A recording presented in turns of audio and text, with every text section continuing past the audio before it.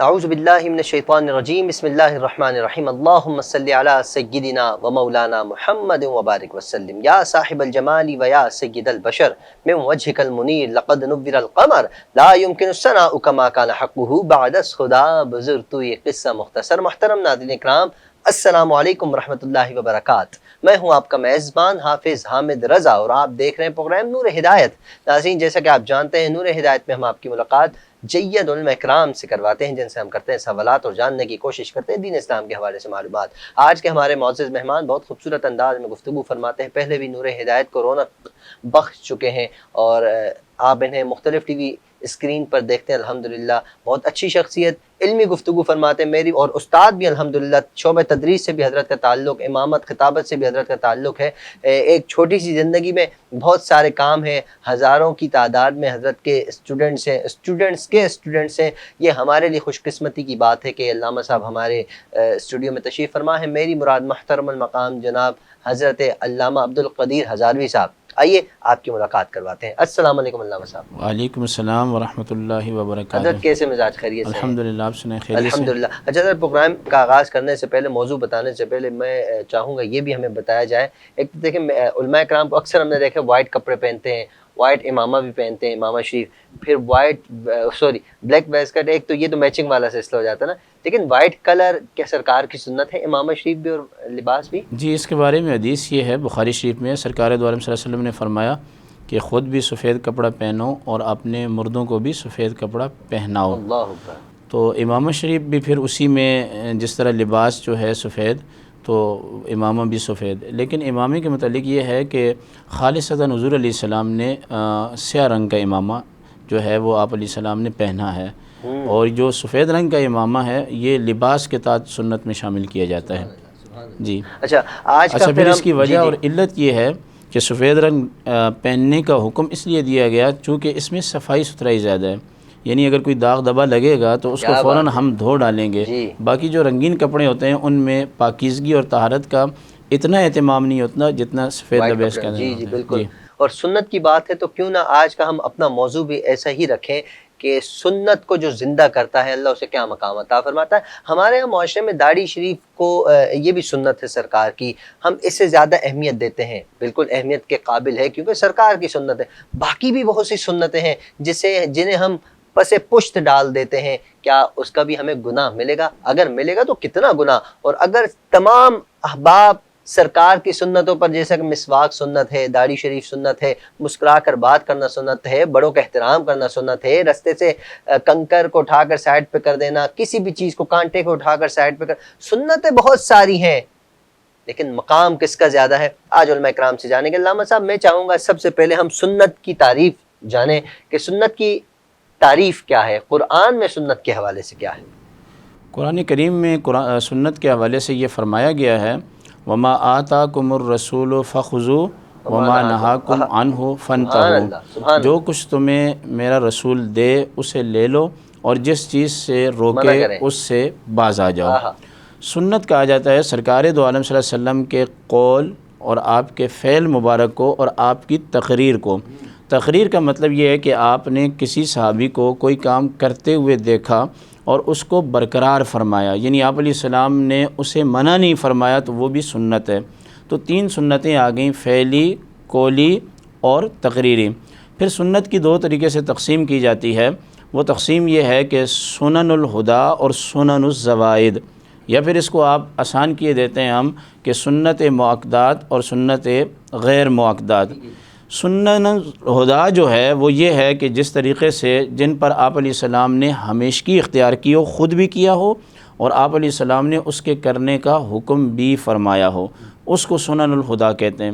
بلا وجہ اس سنت کو ترک کرنا اس پر ملامت ہے، اور اس کو کم تر سمجھتے ہوئے ترک کرنا اس پر کوئی وعید نہیں کہ اللہ تعالیٰ کی جانب سے عذاب بھی ہوگا۔ سنن الزوائد اور سنت غیر مؤکدہ وہ ہوتی ہے کہ جس کو آپ علیہ السلام نے تو کیا ہو مگر اس کے کرنے کے بارے میں امت کو جو ہے وہ پابند نہ بنایا ہو۔ مثلاً بخاری شریف کی حدیث پاک ہے، سرکار دو عالم صلی اللہ علیہ وسلم کو مسواک کرنا، جیسے کہ آپ نے اپنے ابتدائیہ میں کہا، بہت پسند تھا۔ آپ علیہ السلام نے فرمایا کہ اگر مجھے اس بات کا ڈر نہ ہوتا کہ میری امت مشقت میں پڑ جائے گی تو میں مسواک کو لازمی قرار دے دیتا۔ تو اب مشقت کی وجہ سے، یعنی کہ ہر کوئی اسے کر نہیں سکے گا، تو آپ علیہ السلام نے اس کے کرنے کا مواظبت کے ساتھ یا سنن الہدا کے اندر شامل نہیں فرمایا، لیکن یہ آپ کی ذات کے اعتبار سے جو ہے وہ مواظبت ہے کہ آپ علیہ السلام ہمیشہ جو ہے وہ سنت جو ہے مسواک کیا کرتے تھے، جو کہ آپ کی سنتوں میں۔ اسی طرح امامہ ہے، یہ بھی سنن الزوائد میں سے ہے، یعنی کہ امامہ پہننا سرکار کی سنت تو ہے، مگر آپ علیہ السلام نے اس کی پابندی کا حکم نہیں فرمایا۔ نماز میں آ جائیں تو نماز کی طرف بھی بہت ساری سنت مؤکدات ہیں اور غیر مؤکدہ ہیں۔ مثلا فجر کی 2 سنتیں آپ علیہ السلام نے مواظبت بھی اختیار فرمائی اور اس کے پڑھنے کا حکم بھی فرمایا۔ حضرت ایک سوال بیچ میں آتا ہے، پھر اس کو ہم آگے لے کر چلیں گے۔ امام شریف کی بات کی تو امام شریف اکثر ہم نے دیکھا ہے علماء اکرام جو امامت کرتے ہیں، نماز پڑھا رہے ہوتے ہیں، چاہے وہ عید کی ہو، چاہے وہ جمعہ کی ہو، چاہے وہ عام نمازیں ہوں، فجر، ظہر، عصر، مغرب، عشاء، اس میں اکثر ہم نے دیکھا ہے ممبر پہ امام شریف ہوتا ہے، امام صاحب نے امامہ پہنا، نماز کے بعد واپس رکھ دیا۔ کیا یہ لازمی ہے نماز میں پہننا؟ نہیں، کوئی بھی لباس جو ہے وہ سنت اس کا اپنی جگہ ہونا ایک چیز ہے، جیسے میں نے کہا کہ امامہ پہننا سنت ہے، لیکن حضور علیہ السلام نے یہ پابندی بھی نہیں فرمائی کہ جو بھی امام نماز پڑھائے گا وہ ہمیشہ امامہ پہن کے پڑھائے گا۔ پہن کے پڑھائیں تو ثواب زیادہ ہے۔ ہاں، اس میں اگر جتنا زیادہ اہتمام کریں گے سنت کے مطابق لباس کا، تو اس میں نماز کا جو ہوگا وہ اجر و ثواب بڑھ جائے گا۔ اور دوسری بات یہ ہے کہ جب ہم نماز پڑھاتے ہیں تو ہمارے پیچھے کچھ ایسے لوگ ہوتے ہیں جو امامہ پہن کر آتے ہیں، تو پھر امام کو ان سے بہتر ہونا چاہیے۔ کہیں ایسا نہ ہو کہ امام کے سر پہ امامہ نہیں ہے اور صف کے اندر کوئی نمازی امامہ پہن کے آتا ہے، تو اس لیے ہم نماز کے ٹائم امامہ پہنتے ہیں اور نماز کے بعد امامہ رکھ دیتے ہیں۔ یہ کوئی ایسا مسئلہ نہیں ہے کہ مطلب پابندی کے ساتھ پہنا جائے، یا پھر اس کو یہ سوال کیا جائے کہ بھائی رکھ کیوں دیتے ہیں، ہمیشہ کیوں نہیں پہنتے۔ اس پر بسا اوقات نمازی اپنے امام صاحب کو آڑے ہاتھوں لے لیتے ہیں کہ امام صاحب نماز کے وقت تو پہنتے ہیں، نماز کے علاوہ نہیں پہنتے۔ تو میں ان کو ایک ہی بات کہا کرتا ہوں کہ جس بات کو اللہ اور اس کے رسول نے ہمارے اوپر لازم نہیں کیا، آپ اس کو لازم نہیں کر سکتے۔ کمیٹی والے تو زیادہ آئی تھنک اس پہ آواز اصل میں کمیٹی والے زیادہ آواز اس لیے اٹھاتے ہیں کہ پھر پاکستان کے اندر مختلف مسالک ہیں، جو ٹوپی والا امام ہوتا ہے وہ اس کو کچھ اور سمجھتے ہیں، اور نمازی بھی اعتراض کرتے ہیں، تو چونکہ کمیٹی کی ذمہ داریاں زیادہ ہوتی ہیں، انہیں لوگ بھی کہتے ہیں، تو اچھی بات ہے، ان کو اچھا لگتا ہے کہ ان کا امام خوب بن تھن کے آئے اور اچھا حضرت، ہمارے ہاں تو جیسے آپ نے اشارہ دیا، اکثر اوقات ایسا دیکھا ہے کہ مسالک کی آپ نے جیسے بات کی، مونچھیں اگر بالکل نہیں ہیں تو کسی اور کے ساتھ تشبیہ کر دیتے ہیں، تو کیا یہ گناہ کے زمرے میں نہیں آتا؟ نہیں، یہ اچھی بات نہیں ہے۔ مثلا آپ کی مونچھیں نہیں ہیں جی، تو اب آپ پر تو میں کوئی حکم نہیں لگاؤں گا، کیونکہ ماشاءاللہ آپ تو صحیح العقیدہ بھی ہیں اور اچھے نعت خواں بھی ہیں، اور آپ کے والد صاحب جو ہے علامہ امام اہل سنت شاہ احمد نورانی رحمہ اللہ کے مریدین میں سے ہیں، اور حضرت بھی جو ہے وہ مونچھیں نہیں رکھتے تھے۔ اس کے بارے میں حدیث پاک ہے بخاری شریف میں، سرکار دو علیہ صلی اللہ علیہ وسلم نے فرمایا کہ داڑھی کو چھوڑو اور مونچھیں کم کرو۔ اب اس میں بعض میں یہ ہے کہ بھائی اس طرح کا استعمال کرو، اور بعض میں یہ ہے کہ کینچی سے کم کرو، تو دونوں چیزیں جو ہیں وہ جائز ہے۔ اس چیز کو دیکھ کر محض جب تک کہ اگلے بندے کا ہمیں پتہ نہ ہو، کسی مسلک میں یا کسی فرقے میں کسی کو شامل نہیں کرنا چاہیے۔ اچھا حضرت، داڑھی شریف کی بات اگر میں کروں، لیکن اس سے پہلے مسواک کا جیسے کہ آپ نے ذکر فرمایا، کیا ہم نے سنا ہے اکثر جوشیل خطبہ حضرات سے ہم نے سنا ہے، سریلے خطبہ سے بھی سنا ہے، ہم نے یہ واقعہ سنا ہے کہ مسواک سے ایک مرتبہ مسلمان جنگ بھی جیتے تھے، کیا ایسا واقعہ ہمارے سامنے ہے؟ ارشاد فرمائیے نا۔ ہاں، وہ بیان کرتے ہیں کہ جنگ میں فتح نہیں ہو رہی تھی اور دریا کے کنارے اترے اور وضو کیا اور مسواک کا جو ہے وہ استعمال کیا، تو وہ یہ سمجھنے لگے کہ بھائی دانت تیز کر رہے ہیں اور ہمیں کھا جائیں گے۔ ایسا ہرگز نہیں ہے، یہ من گھڑت روایت ہے۔ لیکن حضرت بہت سنی ہے۔ جی بہت سنیے، آپ نے جیسے خود ہی جواب دے دیا، یہ آپ نے کسی مستند عالم سے نہیں سنی ہوگی، یہ آپ نے خطبہ سے سنی ہے۔ خطبہ ہمیشہ وہی روایتیں پکڑتے ہیں اسی طرح کی کہ جن سے ان کی تقریریں چلیں۔ اب جیسے میں آپ کو بتاؤں، کسی زمانے میں ہم ایک پروگرام میں بیٹھے ہوئے تھے، تو ایک مولانا صاحب جو ہے وہ تقریر کر رہے تھے، اور تقریر کے اندر وہ کوئی حدیث بیان کرتے ہوئے بڑے زور اور شیو سے کہہ رہے تھے کہ امام جلال الدین سیوطی رحمہ اللہ نے اس حدیث کو الموضوعات میں ذکر کیا ہے۔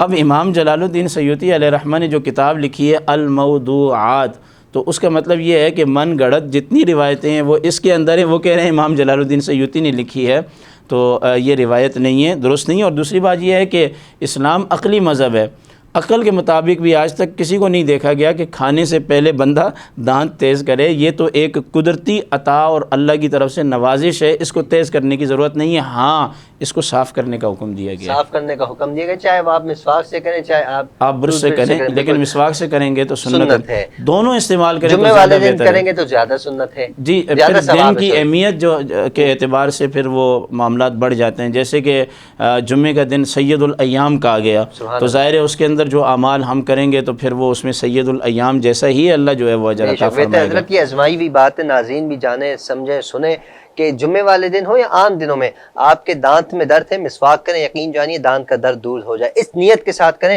دانت کا درد دور ہوگا، منہ سے اسمیل آ رہی ہو مسواک کریں۔ جی، حدیث کے اندر یہی فرمایا گیا، سرکار نے فرمایا کہ مسواک اللہ کی رضا اور منہ کی طہارت کا سبب ہے، یعنی کہ اگر ہم برش کرتے ہیں تو اس میں صرف طہارت حاصل ہو رہی ہے، اللہ کی رضا صفائی سے تو ہوگی، مگر وہ جو سنت پاک کا ثواب ہے نا وہ مسواک کے اندر ہے۔ یہی وجہ ہے کہ الحمدللہ ہم بھی اور دیگر علماء کرام بھی جو مستند علماء ہوتے ہیں وہ اپنی برش کے ساتھ ساتھ استعمال مسواک کا ضرور کرتے ہیں اور کرنا چاہیے۔ یہ جو سنت ہے مسواک کے اندرونی صحت آپ کو بخشتی ہے، تازگی بخشتی ہے، اور ایک سنت ہے بیرونی جسے ہم داڑھی شریف کہتے ہیں۔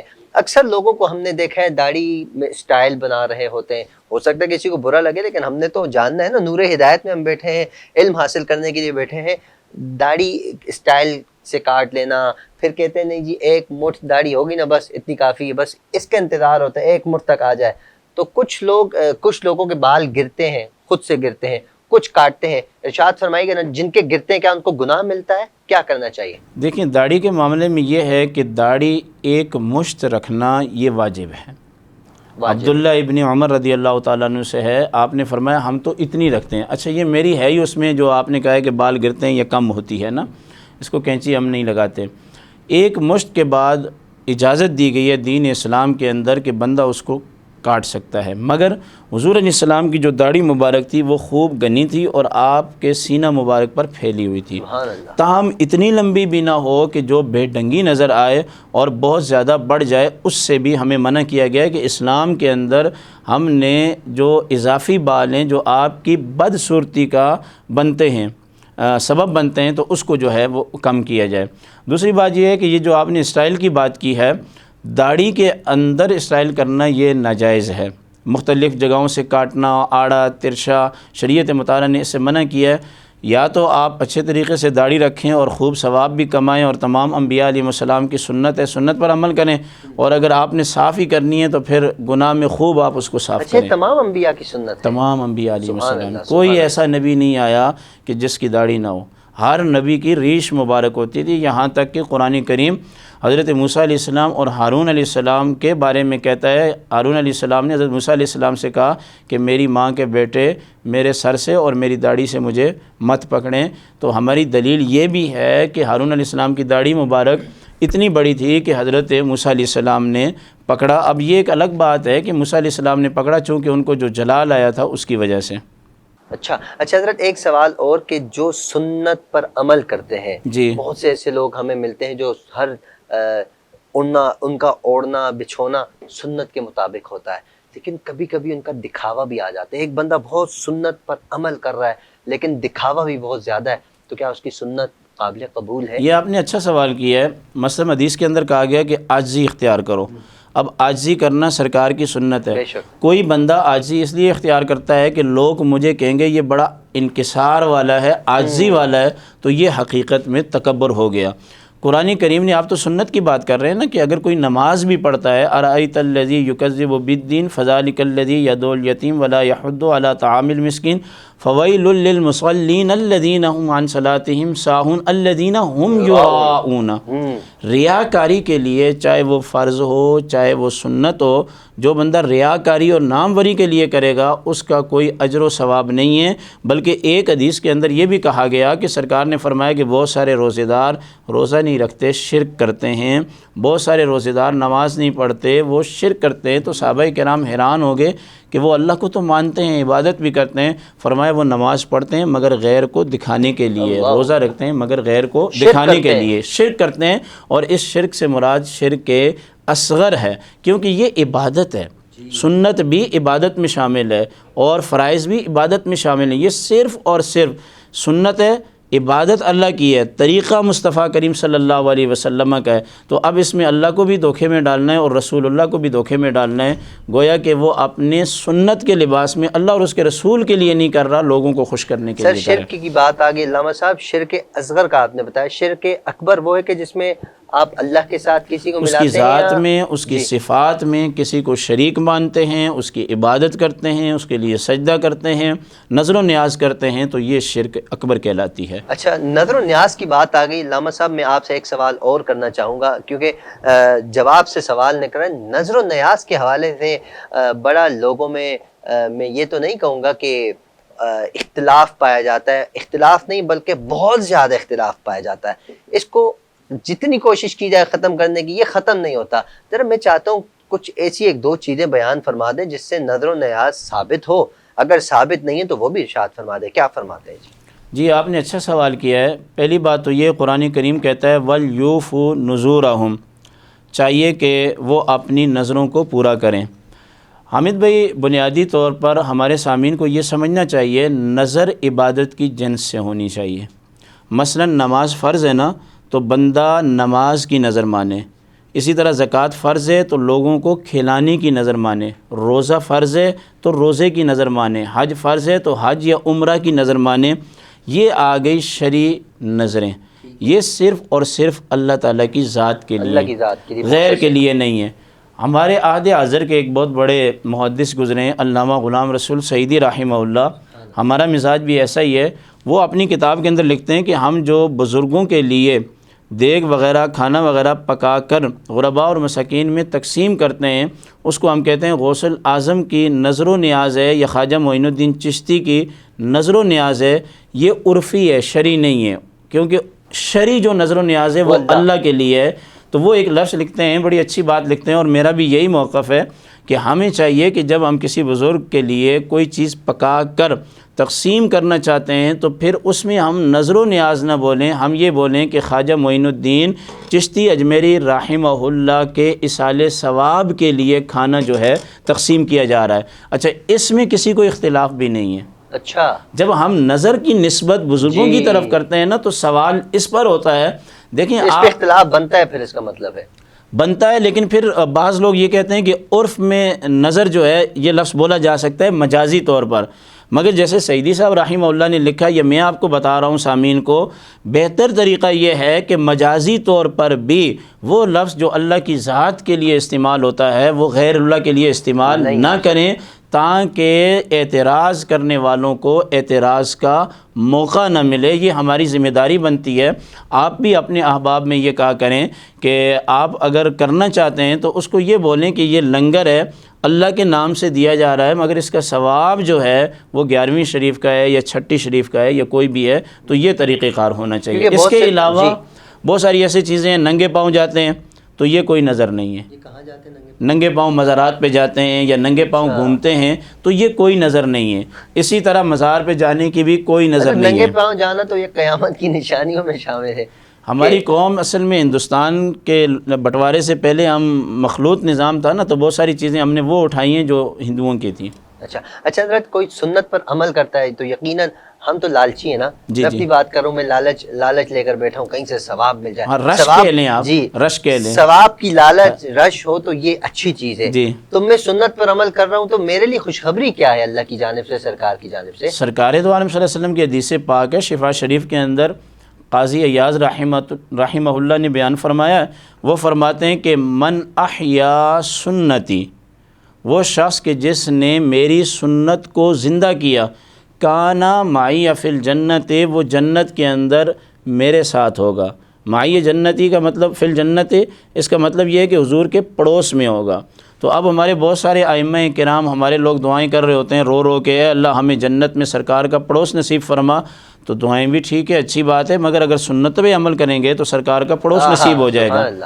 اور پھر ایک حدیث پاک کے اندر یہ بھی ہے کہ جب سنت مردہ ہو جائے، مردے سے مراد یہ ہے کہ اس پر عمل کرنا لوگ چھوڑ دیں، جو بندہ مردہ سنت کو زندہ کرتا ہے، یعنی کہ لوگ اس کو چھوڑ رہے ہیں، مثلا آج کل داڑھی بہت کم لوگ رکھ رہے ہیں، داڑھی رکھنے پر اعتراض ہو رہا ہے، حالانکہ ہونا چاہیے تھا داڑھی منڈوانے پر اعتراض ہو، تو یہ آپ علیہ السلام کی سنت واجبہ ہے، اس کو زندہ کیا جا رہا ہے۔ جو بندہ زندہ کرتا ہے سنت سمجھ کر، مجبوری نہیں، غیر اللہ کی وجہ سے نہیں، تو 1000 شہیدوں کا اللہ اسے ثواب عطا فرمائے گا۔ تو کوشش کرنی چاہیے کہ نبی کریم علیہ السلام کی سنتوں کو زندہ کریں۔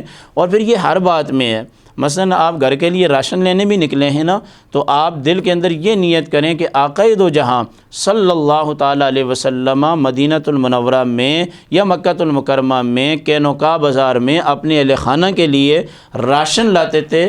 راشن تو ویسے لانا ہے، لیکن نبی کریم علیہ السلام کی سنت کو شامل کرے گا، کھانے سے پہلے سنت کی نیت، سونے سے پہلے سنت کی نیت، تو ہمارے بدن کی بھی ضروریات اور اہل خانہ کی بھی ضروریات پوری ہوں گی، اور ہمیں سنت مصطفی علیہ السلام کا ثواب بھی حاصل ہوگا۔ کیا خوبصورت انداز مفتی صاحب، کیا خوبصورت باتیں آپ نے کی۔ کاش کہ ہمارے ناظرین مجھ سمیت ان باتوں پر عمل کر لیں، ہماری زندگی بھی بن جائے اور ہماری آخرت بھی سنور جائے۔